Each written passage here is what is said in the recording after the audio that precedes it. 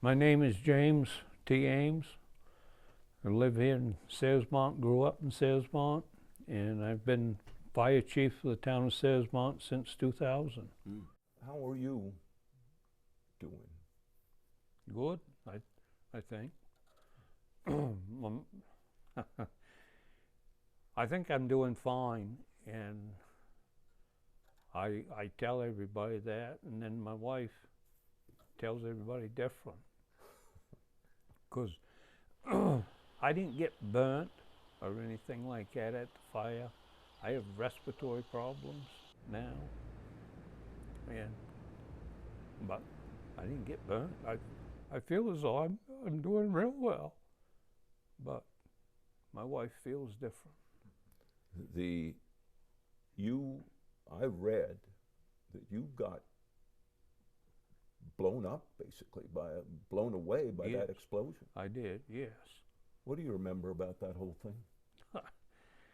What I remember about that thing, I've told several people about it. You know how to skip a rock across water? That's what I did, across ground. 30 feet up against the warehouse. That's what happened with me anyway. Wow. But I never see what really bugs me about it. I never see any bright light, never see a flash or anything, but all these people got seriously burnt. And I was talking with the fire marshal about it. I said, not that I wanted to, but I said, how come I didn't get burnt? And he says, you know, the closer you are to the explosion, the safer you are. I said, really? He said, oh yeah.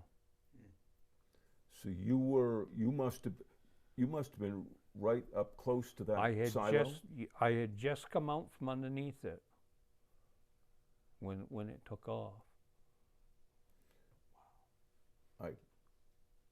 And how you had some of your department members there? Yeah, there was some from others. There was one guy from Lincolnville with me, and one of our firefighters was with me, and we all three ended up in a heap over next to the warehouse. Wow. And they all got up and they said, let's get the hell out of here. And I said, I couldn't get my legs to work. And they dragged me out from where we were, and I don't know, they took me out to the hospital and checked me out. It was just a spine, a bad bruise on my spine. Do you feel lucky? Yes, I do. I really do. But then I come down and I had the wicked cough, just nonstop cough. Went on, I don't know, a week or more. I told my wife, I says, maybe I better go down and get checked out.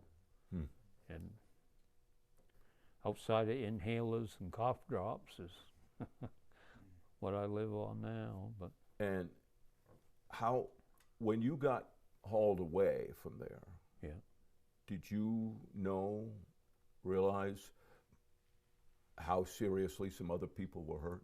No, I did not. I didn't have any idea what was going on the other side of the fire.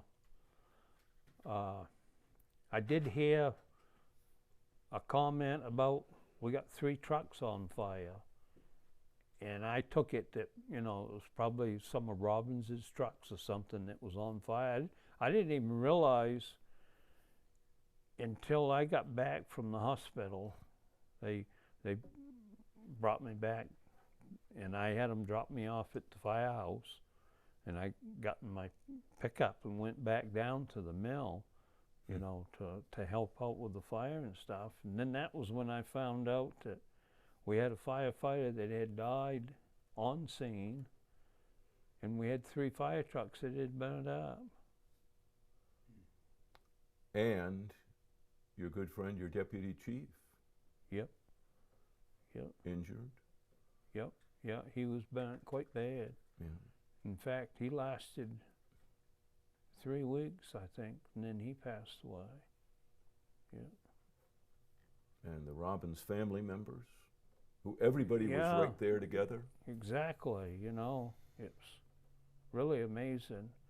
And you know, one thing, the other thing is, stuff we have in our community that we protect, and I got to say, we don't know the right way of protecting it.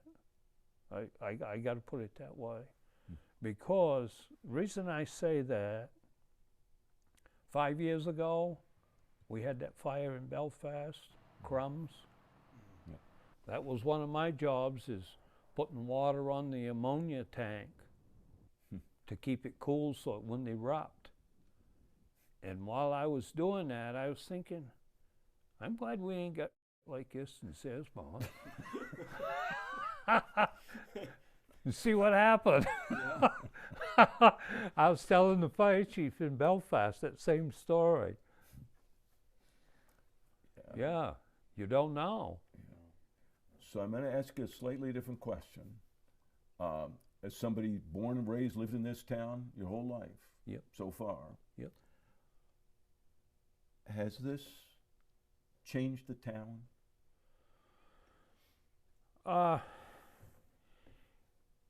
It has made a big difference right now in the effect of, I've got 3 applications on my desk at the firehouse of people that want to join the fire department. And I've got 2 more people that has called me that I haven't seen in person yet that want to join the fire department. It has made a big difference in that respect of having more people. We got, when the fire occurred, we had 14 people on the roster. The amount of people that we had at the fire was 3 of us when the fire took place. You know, I'm not disrespecting anybody, because everybody's working. You know, they're away, and some people can't leave their job to go to a fire or things, you know. But yeah, I think it's, in the community sport is unbelievable. The people, and they're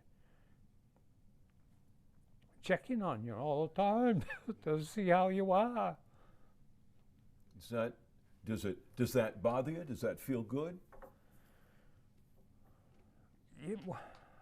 I like it, but doesn't bring up bad thoughts? No, not really. No. And I've had people inquiring how I am that I never even thought I knew I existed. Yeah. So, but I've got postcards and cards all the way from California. Wow. That have heard about the situation that we've had. People you don't know. Oh yeah, exactly. Yeah. I had one guy call me. He's, I don't know, like a psychiatrist or something. The questions that he put to me, just leave me alone. I can deal with it. I can't talk about it, but I can deal with it. But a lot of people, I guess a lot of people ball it up in themselves and commit suicide and things like that. But,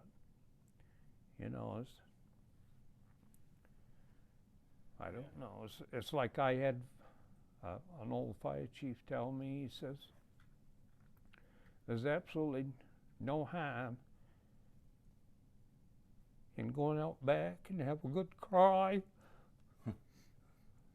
to get over it, which I've done several times.